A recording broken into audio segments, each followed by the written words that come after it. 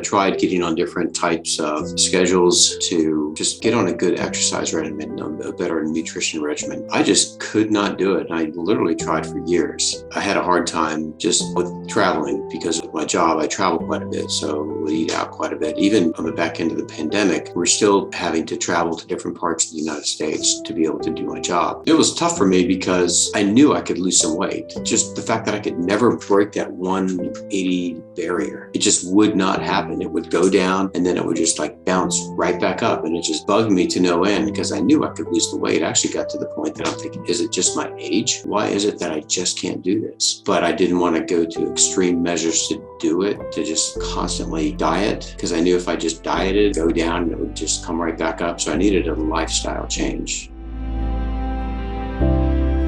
Last year, this time, I actually had COVID, and it was pretty rough for me. It wasn't as rough for some others, but for me, it was a pretty rough road for about a month and a half. I felt like if I didn't do something on the fitness side to lose some weight, as tired as I was and as worn out as I was, I felt like with the pandemic, if I had to face that again, it would have maybe not as had a good of an outcome as it did with this. So in addition to all the other items, it could have put me at risk health-wise, significant risk health-wise.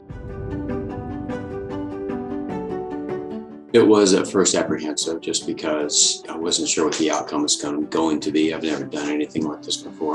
Once I really felt like I was getting into a routine and then I could feel that I was able to do more of the workouts, then that just kind of built on itself. When the weight started to come down, it was a good feeling. Alex was able to look at what I was doing, provide significant alternatives, and be able to still enjoy the meals when I would travel, be able to fit in different types of exercise regimens. The anytime, anywhere option worked really well. So working with him with all the challenge that I've had added a lot of discipline into what was a very undisciplined type of program in the past. He held me accountable every time we'd have our catch-up calls each week. He'd ask how it went, and if I was doing the right things, great. He tracked everything, so there was no way to cheat.